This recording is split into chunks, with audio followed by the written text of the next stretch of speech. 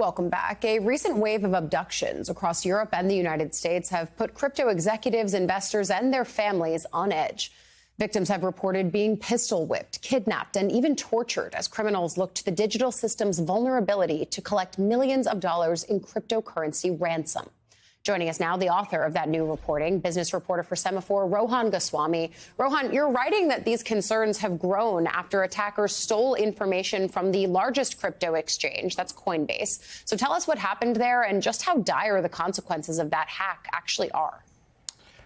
Well, Ali, it depends on who you ask. Coinbase has described this attack as affecting a small subset of its 8 million monthly transacting users. Of course, that small subset, less than 1% they state, is still a large number. And those hackers obtained names, addresses, and account balances. In other words, everything that someone would theoretically need to carry out these kinds of targeted attacks that we've seen.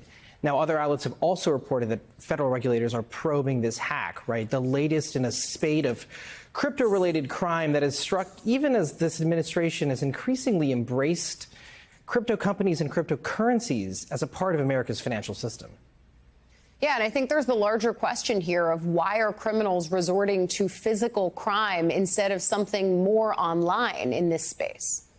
Well, investors are smart and resistant to the kinds of phishing schemes that proliferated in this space in the early days, right? If you think about a conventional bank account, it's actually really hard for any of us to take money out of that account, right? We can only take around $10,000 of cash out of a standard checking account, and banks can track anywhere that we send money to, right? That's not the case with crypto, theoretically, right? You can grab someone off the street, torture them, as some alleged instances have played out, and end up obtaining their crypto wallets, right, which can be a physical item that contains up to millions of dollars worth in cryptocurrency.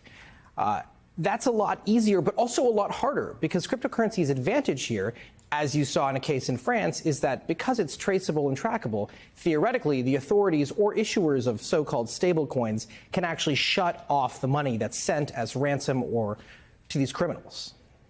And so what are crypto enthusiasts saying about this? Is there any way for them to mitigate these potentially violent attacks? Well, unsurprisingly, we've gotten quite used to corporate executives getting an increased level of security since the assassination of Brian Thompson last year, right?